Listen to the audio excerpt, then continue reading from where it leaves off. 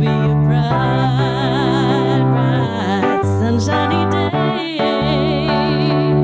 It's gonna be a bright, bright, sunshiny day. Oh, it's gonna be a bright, bright, sunshiny day. Oh, it's gonna be a bright, bright, sunshiny day.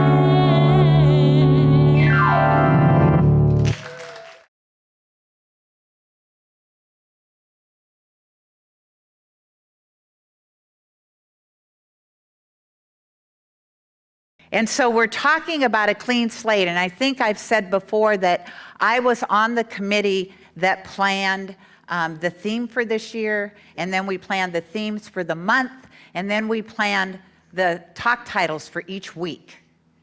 And so I laughed out loud when I pulled up the talk title for this week, and it was a clean slate. And I thought, wow, I couldn't have written that script better.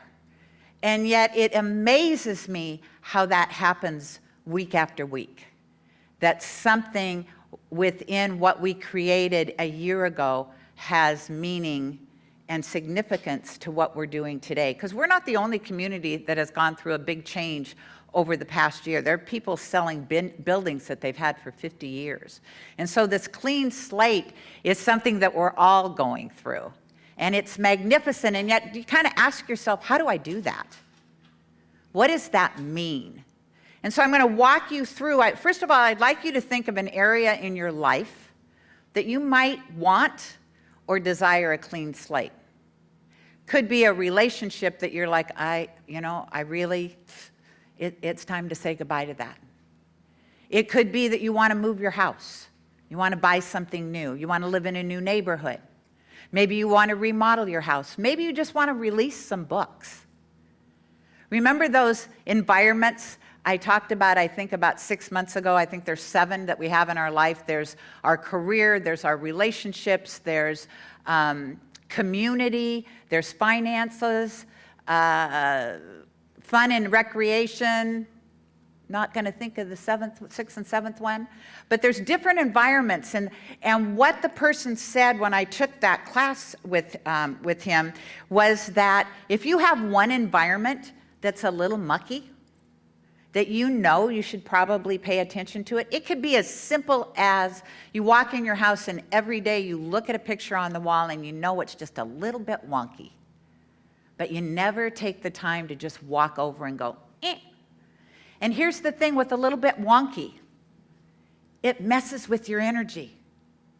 Whether you realize it or not, the fact you look at that every day and know, I should do something, and you don't, keeps you stuck. And so a clean slate can be something really small, or it can be something big like what we've been through. And this is huge. This is huge. So how do you venture into a new slate? First of all, you have to know when something's over and you're ready to release it. I was ready to release the building in Burien probably a year ago, and I'm not good with time. So if one of you go, Gayle, that was only 6 months ago, fine, thank you. I'm going to say a year, might not have been. When I started to have incidents at that location that made me personally uncomfortable. And so I started to feel like I'm kind of done. Or when something would go wrong, like the heater would go out and the landlord for whatever reason didn't fix it. Or a window would get broken and it wouldn't get fixed. Just little things started to niggle at my energy. And then for those of you that may or may not know, the reason the Board of Trustees moved on making this decision was in September, I wrote to them and said, could you please reset the outside doors? Because I walked in on a Sunday morning and 2 people were in the church that had spent the night there. I don't know if I scared them more than they scared me. I'm not sure. They left as I was following them out as they were leaving, saying to them over and over again, how did you get in here? Like, that was the most important thing to me. I knew how they'd gotten in. One of the doors hadn't closed firmly. I had written to our landlord to say, could you reset the doors? And the response was, here's your new contract, or here's your new lease agreement for 2021, and they raised our rent by $500 a month. And I was like, no. I probably said something stronger than no. But you can fill in the blanks. You're all adults. And so the Board of Trustees and I started to look at, well, maybe we should move. Now, the thing about moving is, how do you size new space right now, right? We've got half of our community that watches online, half of our community that shows up in person. We had no idea what to pay for rent. What size building did we need? And so I was in a class where they broke us out and they said, we want you to break out into mastermind groups and how a mastermind group works is you've got 6 minutes to share with the group, this is what's going on in my life, this is what I'd like help with, and then they shoot back to you in the final 2 minutes, here's what I think you should do. And you never say, I can't, I've already tried that. All you're allowed to say is thank you and write down what they suggested. So I'm in this mastermind group and the girl said, have you ever thought about using one of those shared space environments?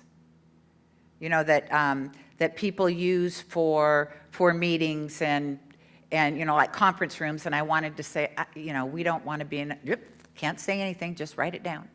And then she said, have you looked into moving into a theater? And I thought, I'd actually had a center and a theater down in Santa Fe, New Mexico. So I thought, oh, okay. And that's when I found out about the Carco Theater and got in touch with Jonathan and started this process with the Board of Trustees of finding our most perfect space. But it was letting our old landlords know, we're complete now, thank you very much, that we're gonna move. And when you get ready to do that, don't think for a moment, if it's like a relationship that you think, you know, we should probably end this. Don't think the other person doesn't already know.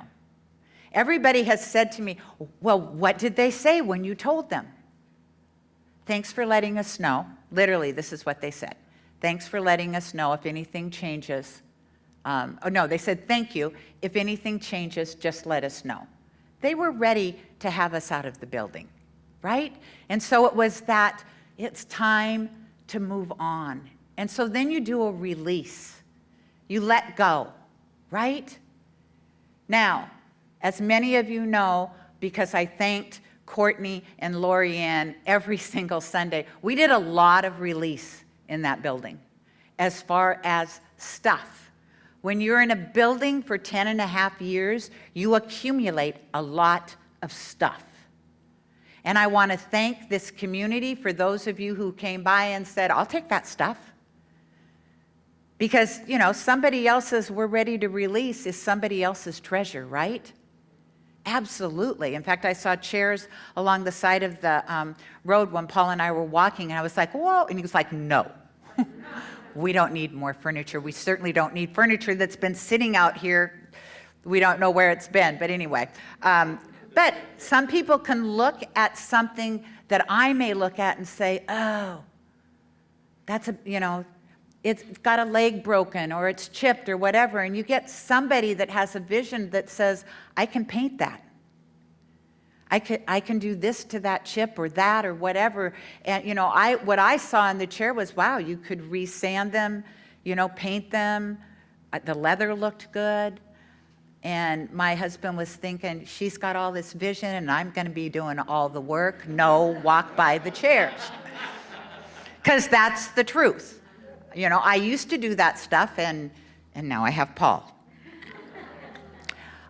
Sorry, honey.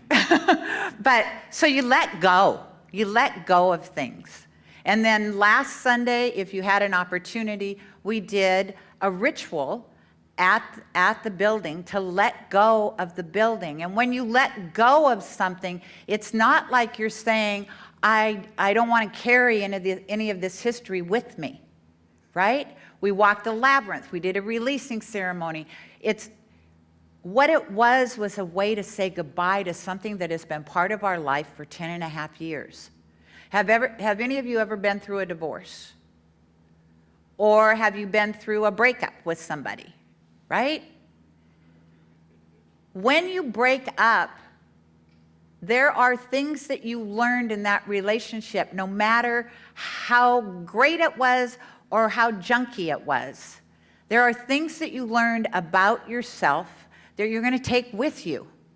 Now, sometimes it's good to heal some of that stuff before you get into another relationship. Because if you don't heal it, what you're going to attract to yourself again is exactly the same person with a different name and looking different. Because I can say that from experience. And so, it's good to learn from where we've come from. So we aren't forgetting who we are by claiming this new space. When I say let go, I don't mean let go of who Genesis is, and yet to know that this is an opportunity for us to springboard into something bigger and greater and more community-oriented, if that's even possible, because I think we're rocking that.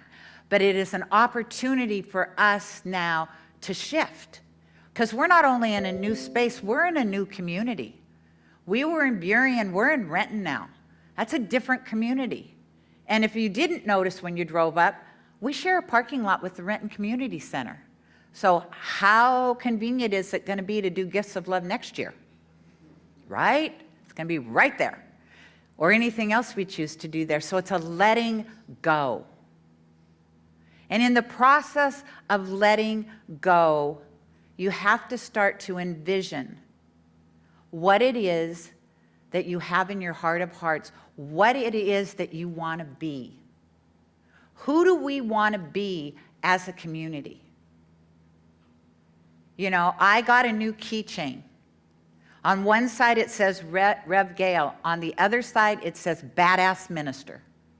Because that's who I want to be. Right? That's who I want to be. And I want to take you all with me. And so what that means is I envision us really taking this teaching and stop just thinking that we can read it and not live it. We need to start living this. Everything that Ernest Holmes has said, any of the great teachers, because trust me, Ernie didn't come up with those ideas. Those aren't new thoughts. It's wisdom, ancient wisdom that he put a new thought to. It's something that we can live day to day. And if we do that, I promise each and every one of you in this room, each and every one of you that's watching online, if we start to live this, you have no idea what our lives are going to look like in 365 days. But I promise you, they'll be fuller and more exciting and more luscious, if you will, than they are right now. And so that's the challenge that I'm throwing out to everybody. How do we live this? How do we embody love thy enemy as thyself? Did Ernie say that? No, that's from the Bible. However, Ernie said it some way. Not exactly like that, except in the Science of Mind textbook, if you've looked at it at all in the back, there is a whole section of Bible quotes. And so I'm sure that one probably is in there. What he says is who we are is who we attract to us. And so for people that we love, yay, I'm so glad you're in my life. And for people that I'm like, how did you show up in my life? That person is there to remind me there's something that needs in me that I want to heal. And they're just that vibration, just that energy that is saying, oh, they found that button that my mom put there when I was 3 years old. And I thought I was so over that. And there she is again. Only this time her name's Allen, and she's 10 or he's 10, whatever. You know, you just have to start looking at people in your life, and instead of disliking them, really start to look at them. What's the gift that this person is bringing me? What is it when somebody says something to me and I want to defend myself? What if I didn't defend myself? What if I thought, okay, I don't have to agree with them, right? I'm not asking you to agree with people. What I'm asking you to do is to take a breath. And I've said this before, and think to yourself, I wonder why I gave that person that script. What is it? Why that person? Why are they telling me that at this time? And eventually you might even be able to thank them. Don't know that I'm there with all of those relationships in my life, but I'm working on it. And we're all works in progress, are we not? Each and every one of us. And so the other process of cleaning your slate is to acknowledge. Acknowledge along the way and give thanks. Be grateful for every single experience. Be grateful to those people that push your buttons. And you're thinking, I don't know why I gave you that script. I don't know what you're doing in my life. Thank you. I'm so glad you're here. Right? Because we can learn from everybody. Now, there are people in our life, past, present, maybe you'll meet somebody in the future, that truly you need boundaries with, right? You need definite boundaries with. I have been in relationships where I really don't want those people even walking into the center. And what I have to do is constantly send them love. So they don't show up. So they're not in my consciousness. Not the hurt, not the pain, none of it. Because when I say I don't want them to walk in here, I don't want them to walk in here with a different name. I don't want them to walk in here looking like a different person that I may not recognize. Because if I don't heal that hurt and that pain, they will show up. I promise you, they will show up. And they will surprise you. Because sometimes we think we've done the work. And maybe we have. And we're at another level of consciousness, and God's saying to us, okay, girlfriend, boyfriend, whatever friend, let's heal it a little bit deeper.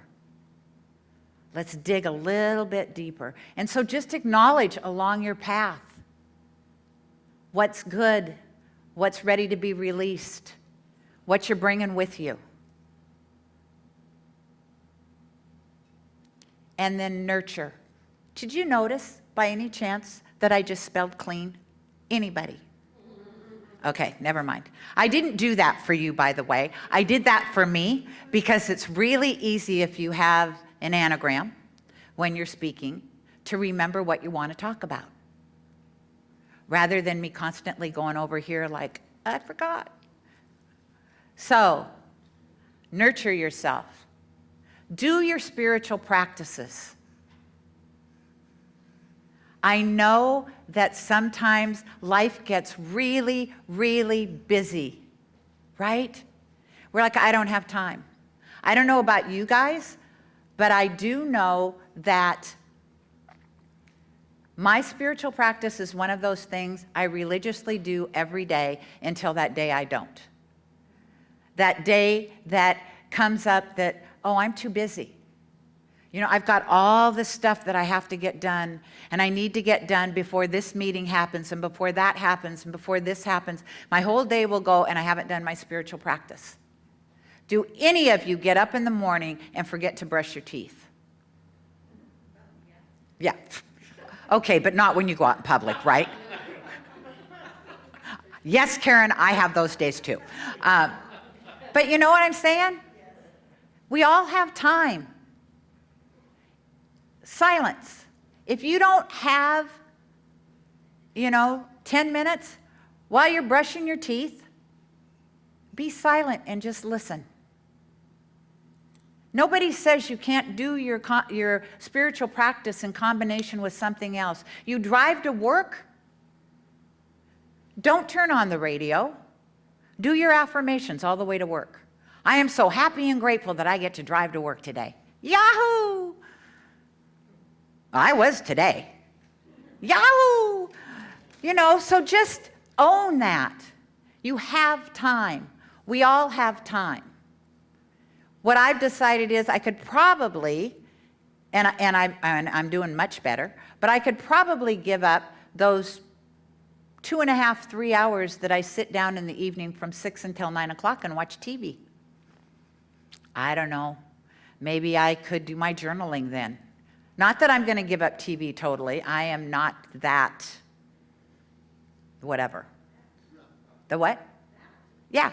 I like TV. It's a nice escape. However, to say I don't have time and I'm sitting watching TV, we all have time. And so just look at that, because you need to nurture yourself. Life isn't necessarily easy, right? It's not. It's going to throw you a curveball. You need to be prepared.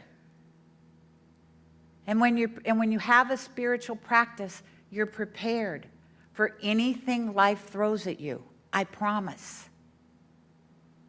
Nurture yourself. We have on our website 15, I think, practitioners listed.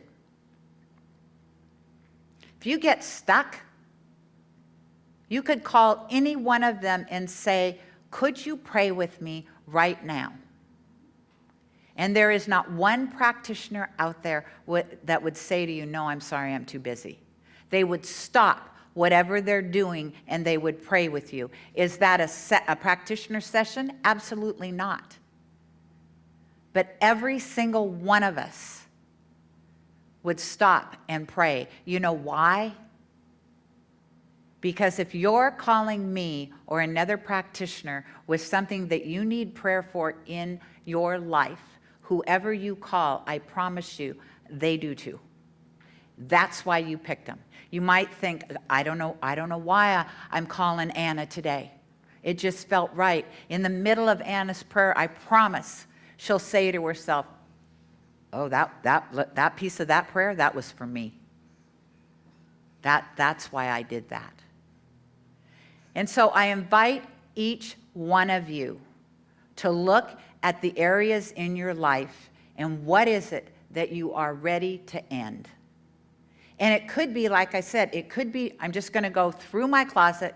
Trust me, Courtney and I have done that about every 3 months. Just like this doesn't fit anymore. And you know what? And Courtney can vouch for this too. It's hard. It's hard to release something even when you're releasing it because you have gotten more slender. It's like, oh, but I wore this then. It's like, yeah, and okay, goodbye. We have very empty closets now. But it's releasing clothes, releasing books, releasing stuff. Because stuff has energy. And so when it's time to end something, you end it, and then you release, you let go. And then you envision what it is that's going to fill that space. Maybe you envision nothing is going to fill it, that you just want that energy. And then you acknowledge that and where you're going and what you're doing. You raise and praise yourself in every experience you've had in your life. And then nurture yourself, because that's important. And so remember when I started this, I said I wanted to start something new with this community. And so part of the process is, and it's not a requirement, is on Monday evenings at 7 o'clock, I'm going to have a Zoom call. And we're going to talk about, this week, a clean slate. And it's not for me to talk, it's for you guys to ask questions or you guys to share with the community how you're doing a clean slate in your life. What does that look like? What does that feel like? How are you going to embody this teaching this week? Because I want to do an experiment, and I want you all to be in the Petri dish with me. What if instead of just being together on Sunday, we actually started to live the Sunday message? What if we picked something this week? I'm going to clean the slate on it. And remember, it doesn't have to be big. It can be tiny. But every single one of us has something in our life, I bet, that we could be ready to release. I hope I'm not the only one. Genesis as a whole has come into a new place of being, literally a new place, but also energetically a new place. As a community, a new place. It's like we can be and do anything we choose. Not that we couldn't have before, but sometimes a fresh start. Sometimes a fresh start is like, I don't know, I'm going to say release the Krakens. Does everybody know what that means? Yeah. It's like release the Krakens. I'm tired of being bound to what was. I'm ready to step into, literally for me, I am ready to step into what I came here to do and be. And is it anybody's fault in here that I wasn't doing that before? Absolutely not. That's my story, right? That's me looking over my left shoulder and then my right shoulder and back and forth. I can't tell you energetically how good for me personally this place feels. Because when I say it's mine, don't misunderstand me. I get that it's ours. But for me, it's mine. And I know a lot of you really understand what I'm saying when I say that. It's mine. And I'm going to own it. And I'm going to take you with me, whether you like it or not. So, another new thing we're doing is we've got an affirmation that you're going to have cards that you can take home with you, and we're going to say the affirmation together. I am open to the promise of a clean slate, which every moment holds. Every moment. Don't forget, please, Monday, 7 o'clock every week. It's an opportunity for you to claim this week what you're going to do on your clean slate. What is it you're ready to release? And if you're online, please join us. You don't have to be in the Washington area. We're worldwide now.